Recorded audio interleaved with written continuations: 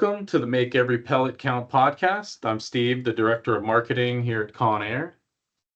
And I'm Tom Bishop, Senior Director of Sales here at Conair. And today, joining us is Scott Sada from Prism Plastics, located in Meadville, Pennsylvania. So welcome to the show. Yep, thank you. Glad to be here. Thank you. So Scott, at first, I just wanted to get a quick background on yourself. So what got you into the plastics industry? If you can give us a little bit about yourself. Yeah, so in high school, my chemistry and math teachers both kind of pointed me in the direction of engineering. So I started looking at Penn State Barron, obviously very local to Meadville, Pennsylvania here. I'm originally from Sagertown, which is just outside of Meadville. But yeah, they pointed me that direction. I went up for a tour, checked out a couple different of the engineering majors. And I actually went into my freshman year orientation not really having a decision. I knew it was either going to be mechanical engineering or plastics engineering. And, you know, when I went in there and toured the plastics lab and everything, I was pretty much, I guess you would say, fell in love with it and was like, yeah, this is cool. It's a lot more hands-on, you know. So that's kind of what led me that direction. So. Nice. So then how did you end up working at Prism then? Yep. So I went through a couple different internships during school, obviously. And then my junior summer, I worked here at Prism.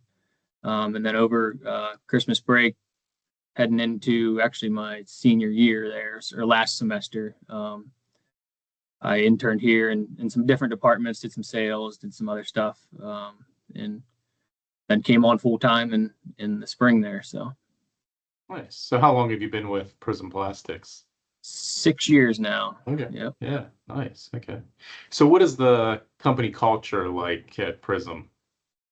It's good. It's pretty family oriented still.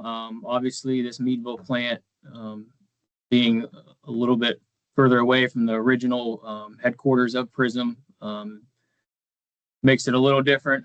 But you know, we were a family-owned company here in Meadville. It was Tech Tool. And got bought out by Prism back in like 2016 or 2017. So a lot of that family culture is still here in Meadville, and it is in the other plants as well too. But you know, that's what I would say about the culture here. It's still very family oriented, and you know, everybody gets along very well. So what do you like most about working there? Probably along that same lines, you know, the culture, the people. I mean, it's Meadville's a small town. Sagertown's pretty small. That's what I'm used to. You know, and being around a lot of people that are just working together to get whatever is needed done. You know, it's still, like I said, family oriented. So it's cool. Nice. Yep. So what does Prism Plastics manufacture? So we are about a 95% automotive supplier. So we are what we call a tier 2 supplier. We supply to the tier 1 suppliers that then, you know, build the assemblies and everything for the OEMs. So a lot of ours are connectors. That's our specialty here in Meadville, electrical connectors, covers, housings, stuff like that for these tier 1 suppliers. So.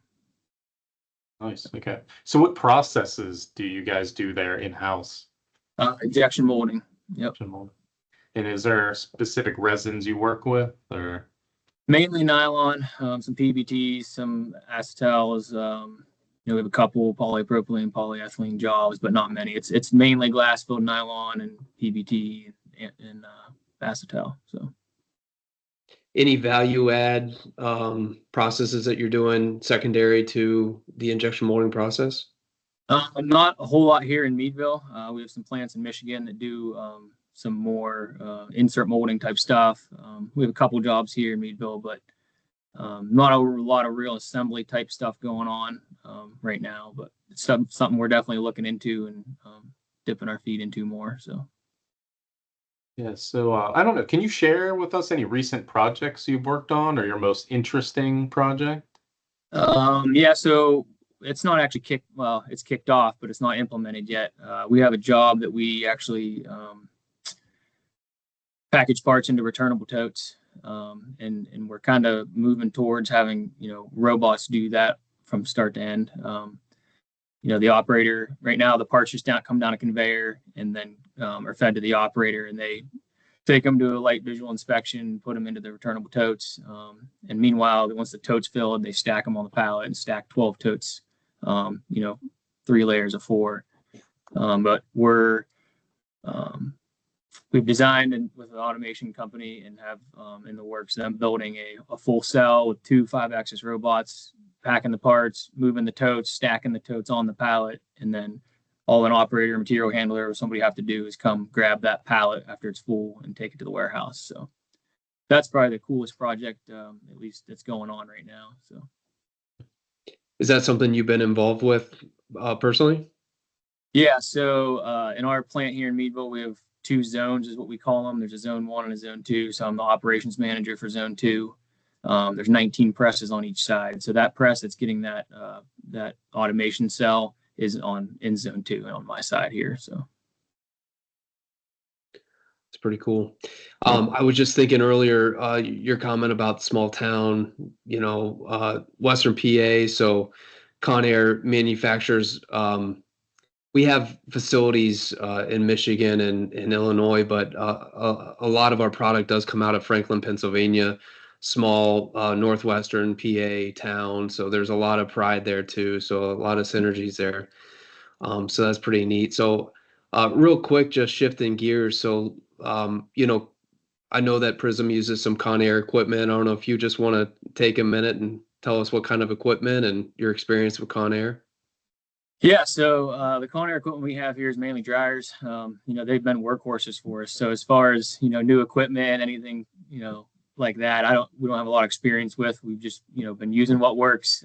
They've been around for a long time, and really don't have many problems with them. Our maintenance crew doesn't really have anything bad to say about them, and like I said, they've been workhorses for us. So Mostly mobile dryers. yeah, Press side mobile dryers. Yep.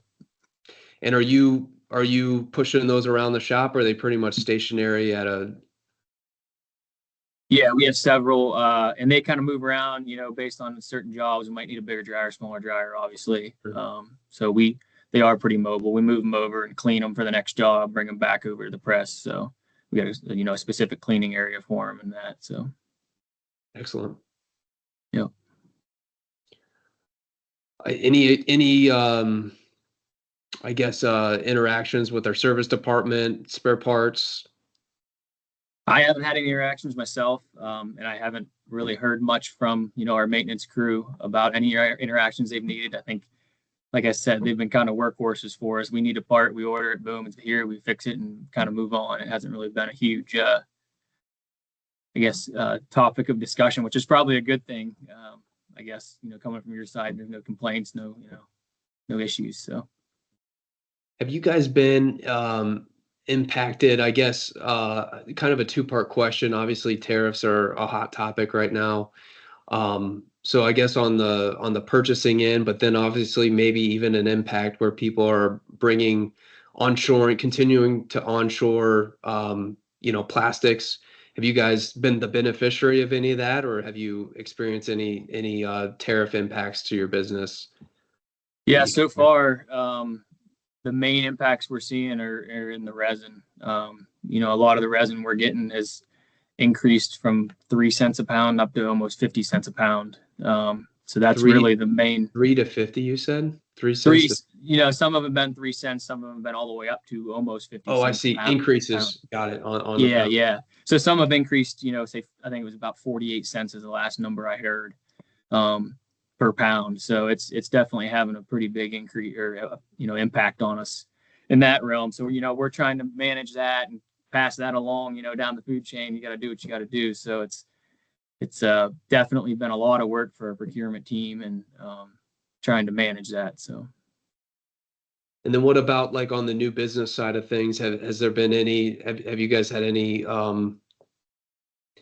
anything positive out of the tariffs? There are people bringing things here here in the States?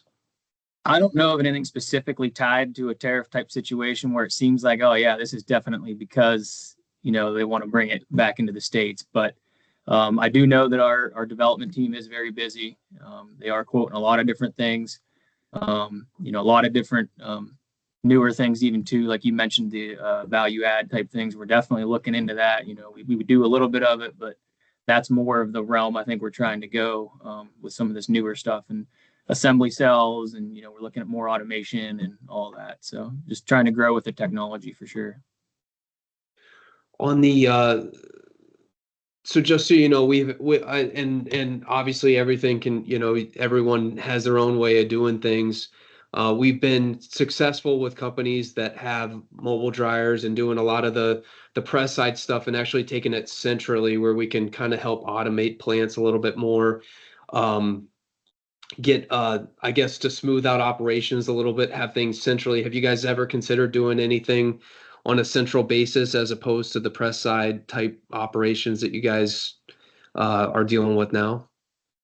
Yeah, so I actually brought that up here. I'd watched one of your guys' previous episodes, and had heard about that, started looking into it and talking about it a little bit here. And I think the biggest, I guess, setback with us is just the amount of changeovers we do. We don't have, say, 8 presses that are all running the same resin. At a given time, we might have 3 or 4, but with 38 presses, a lot of the changeovers back and forth, having to clean out that whole line and just making sure everything's clean and then swapping over that central location. It just might not be, the most efficient thing for us, but we're open to listen to any, answers, I guess, or suggestions you have to that. Sure. I mean, maybe there is something that we just don't know about that, that you guys do offer that would make that a lot easier. So.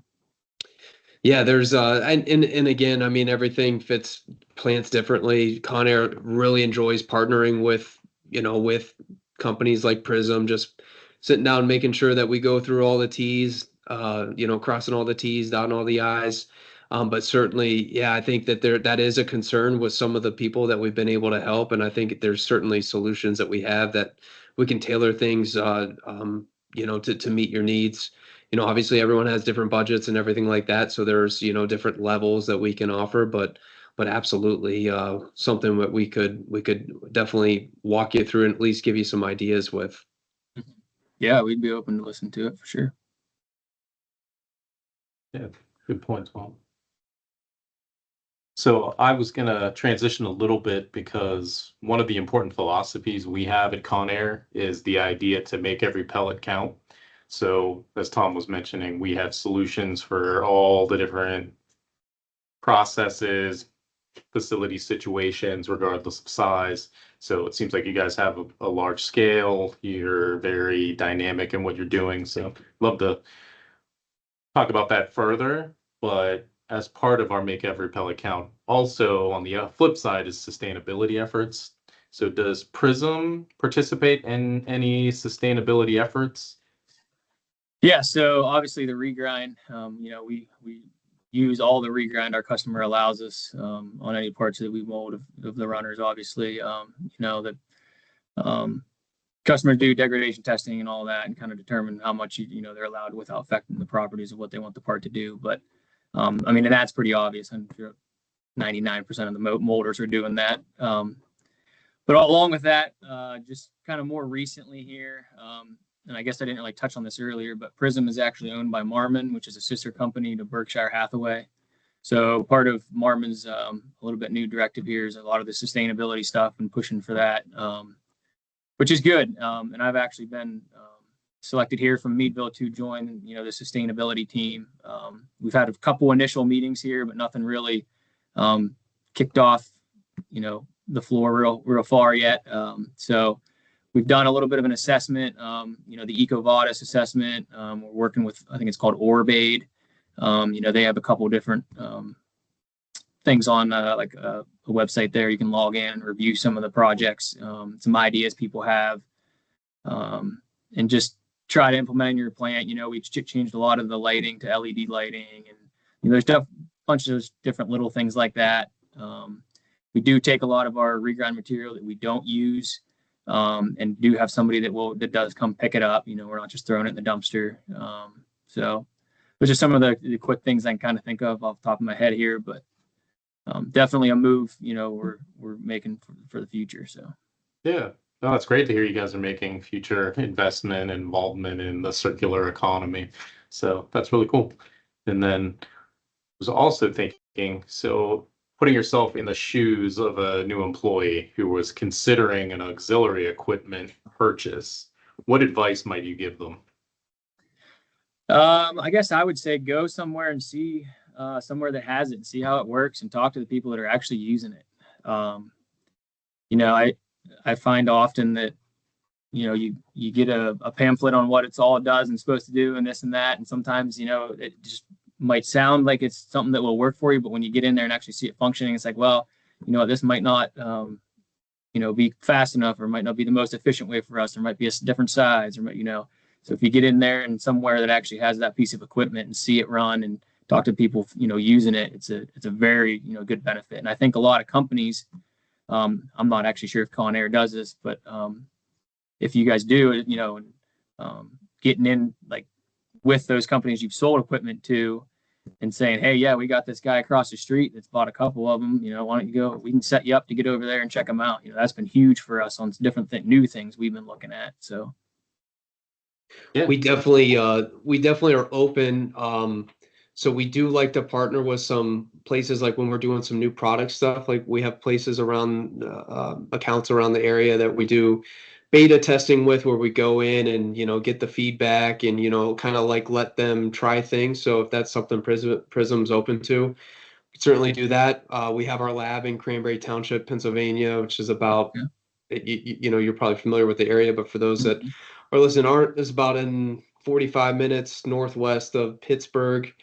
And we have a full service lab there, drying, conveying, where people can come in, bring challenging materials for us to look at, drying wise, conveying wise. We can run tests. We can show you a bunch of new technology. A lot of our engineering is done out of Cranberry Township. So we certainly are more than welcoming of anyone that wants to come in and see our equipment hands on. yeah, that's good too. That's very beneficial. I guess I didn't even realize that your main lab there was that close. So that's good to know. Yeah, absolutely. Yeah, I think you're just straight up 79 from us, so could Correct. easily get together. Yeah. So, and then is there anybody you could think of that you'd like to thank for you or your team's success at Prism? Just to give you a little bit of a pedestal to give kudos to, if you would like.